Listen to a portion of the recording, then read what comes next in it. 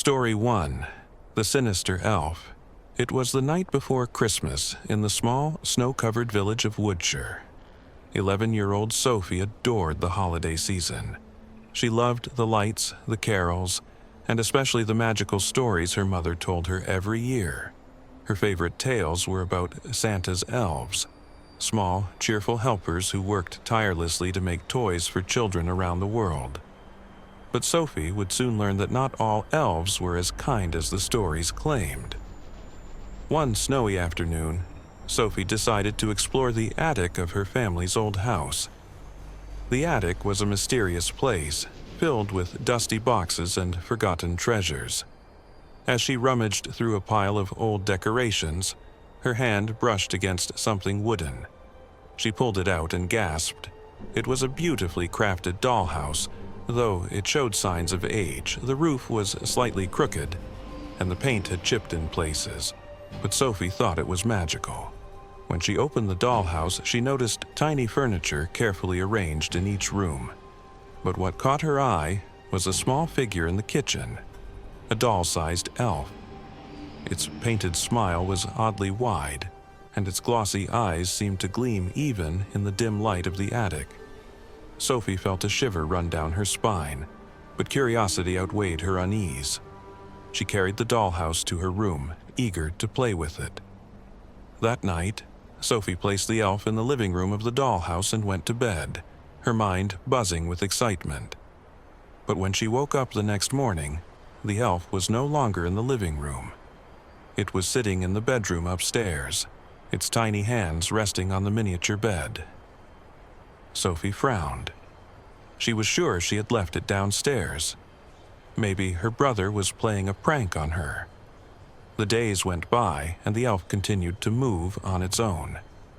Sophie would place it in one room, only to find it in another the next morning. At first, she thought it was funny, even endearing. But soon, she began to feel uneasy. One night, as she was lying in bed, she thought she heard faint giggling. It was soft, almost like a whisper, but it seemed to come from the dollhouse. She sat up and stared at the tiny house on her desk. The elf was still in the kitchen, just as she had left it. But the giggling grew louder.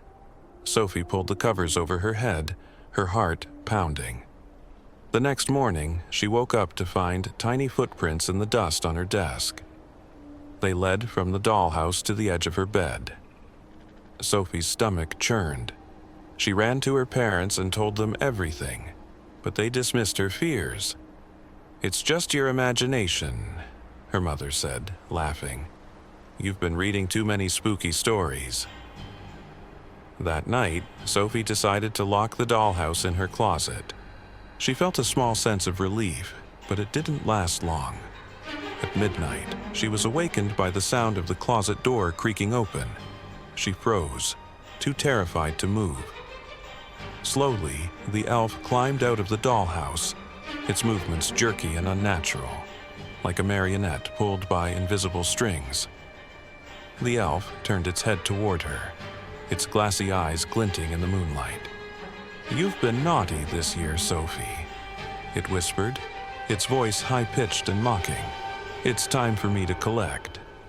Sophie screamed, but the sound was swallowed by the cold, empty night. When her parents rushed into her room, she was gone. All that remained was the dollhouse, sitting on her desk. Inside, they found a new figure. A tiny doll that looked exactly like Sophie, her face frozen in a silent scream.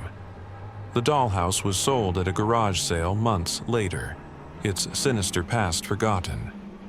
But the family who bought it soon began to experience the same haunting. The elf would move, laugh, and whisper, and one by one, children would disappear. To this day, the dollhouse travels from home to home, adding new figures to its collection. And the elf, its grin grows wider with each passing year. Story 2. Rudolph's Curse. Tommy had always been obsessed with Christmas, but his favorite part of the holiday was Rudolph the red-nosed reindeer. He loved the story of the brave reindeer who saved Christmas with his glowing nose, and his room was filled with Rudolph-themed decorations. This year, Tommy's parents surprised him with a special gift, a unique ornament shaped like Rudolph's glowing red nose. It was larger than the other ornaments and came in a fancy box with a handwritten note attached. The note read, "This ornament is a treasure, but beware, never hang it after midnight." Tommy chuckled at the warning, assuming it was a joke. He eagerly placed the ornament on his dresser and admired how it shimmered, even in the dim light. But something about the way it glowed unnerved him. It seemed alive, pulsating faintly, as if it were breathing. That evening, Tommy begged his parents to let him hang the ornament on the tree. They told him to wait until the morning, but Tommy couldn't resist. After everyone had gone to bed, he tiptoed into the living room. The clock read 11:55 p.m. Close enough, he thought. He climbed onto a chair and hung the ornament at the very top of the tree. As soon as he stepped back, the glow intensified. The red light filled the room, casting eerie shadows that danced across the walls. Tommy stared in awe, but then something changed. The glow began to pulse, slow and rhythmic, like a heartbeat. The shadows on the walls twisted, forming shapes that looked like massive antlers. Suddenly, a low, guttural growl echoed through the house. Tommy spun around, his heart racing. The sound was coming from the fireplace. He crept closer, peering into the darkness. Two burning red eyes stared back at him. Before Tommy could scream, the creature emerged. A monstrous reindeer, its antlers jagged and sharp, its fur matted and singed. Its mouth was filled with jagged teeth, and smoke curled from its nostrils. "You summoned me," it growled, its voice shaking the walls. "Only the worthy may command my light." Tommy stumbled backward, but the reindeer lunged at him, its hooves pounding against the wooden floor. It grabbed him with its massive antlers, lifting him off the ground. "You disrespected the warning," it hissed. "Now you'll pay the price." Tommy's screams echoed as the creature dragged him toward the fireplace. The room filled with a blinding red light, and then silence. When Tommy's parents awoke the next morning, they found the living room in ruins. The tree was toppled, the carpet scorched, and the ornament was gone. But Tommy was nowhere to be found.